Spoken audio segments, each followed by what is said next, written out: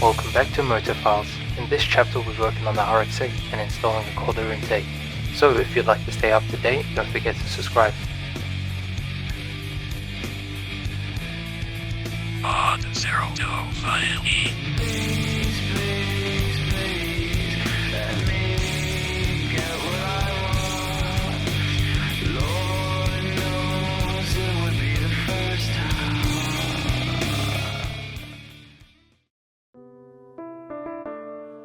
So the cold air intake I ordered had finally arrived in this huge box. Let's open it up and see what it looks like.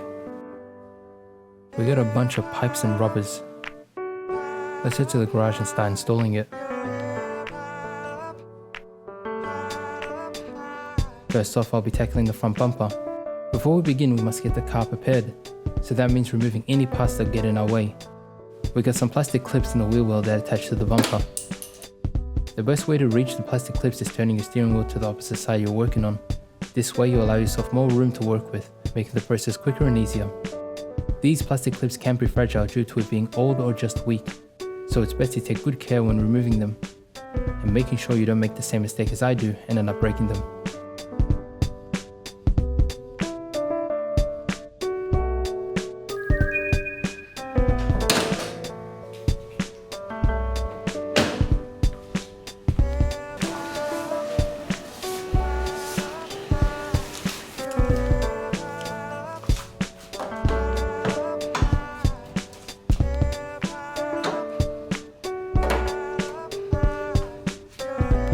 The plastic clips don't end there. Holding down this front bumper trim, there are more plastic clips, but these ones are different. The ones I was doing before on the wheel well allow you to use a screwdriver to unscrew it and pull it out. But this one will need a trim removal tool. Since I don't have one, I just use a flathead screwdriver. You'll see why in a second. A trim removal tool would make my life easier.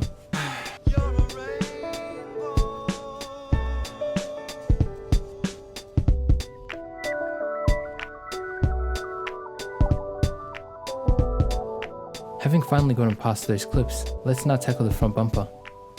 The top part of the bumper has a couple of bolts that need to be taken out. All you need to do is get your ratchet and get to work removing them.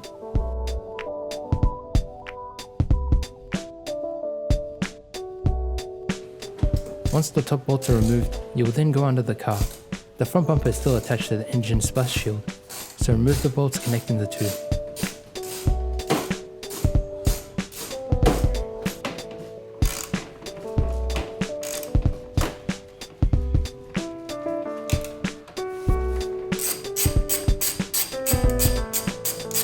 Lastly, we remove the indicator lights on both sides, as it's attached to the front bumper and the front fenders.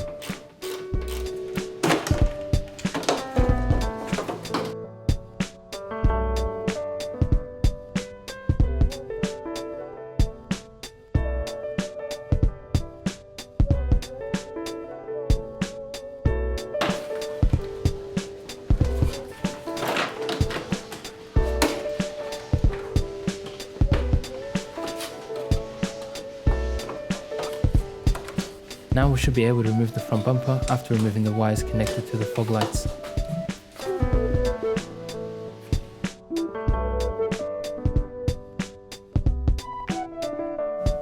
Nice, we were able to remove the front bumper with no major issues, only a couple of clips had to suffer.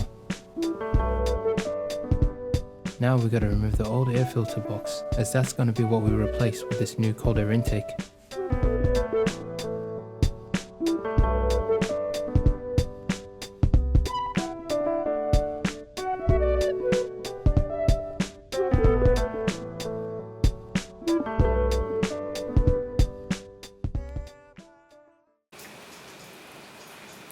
After working on the cold air intake all afternoon, it soon got cold, dark, and it started to rain. My garage has no lights too, so I just continued in the dark, and I ran into a little bit of trouble. To install this cold air intake correctly, I need to remove the crash bar on the front of the car, and what I needed to do that job is an impact gun. Sadly, I just don't have one, but I didn't want all my work to go to waste, as I really wanted to hear what it sounded like. So instead of installing a cold air intake, I installed a hot air intake, defeating the whole purpose of what it was made for.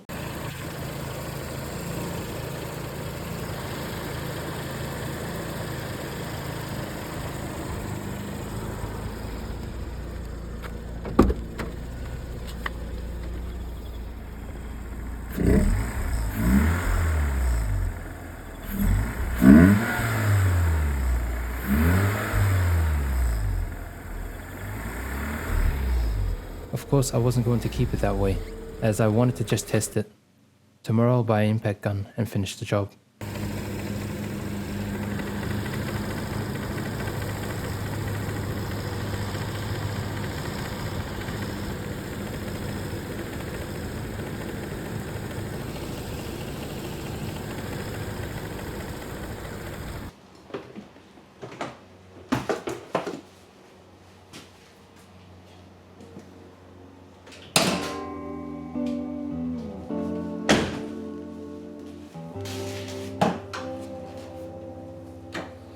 Let's finish what we started, and I bought the impact gun.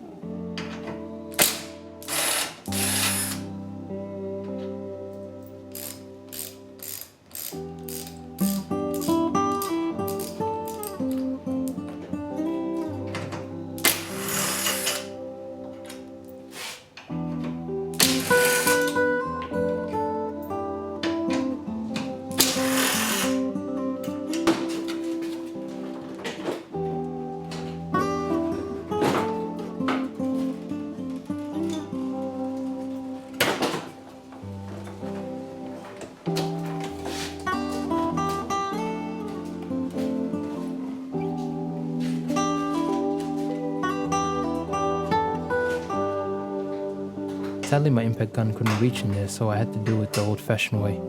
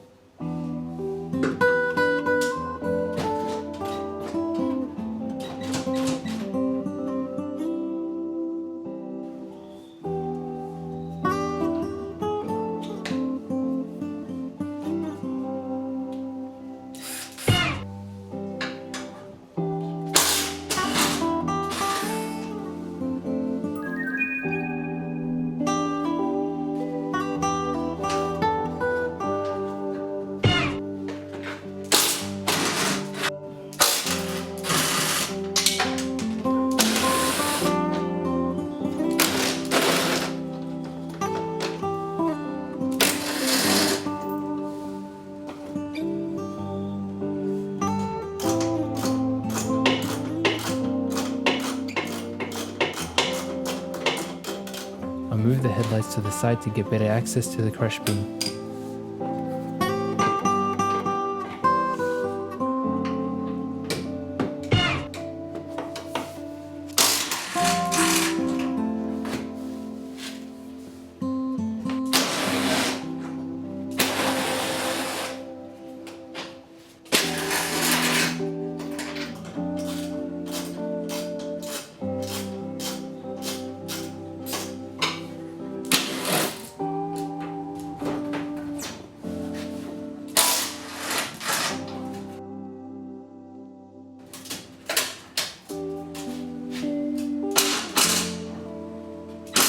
After getting all the bolts out, it was time to put the crash beam on the floor.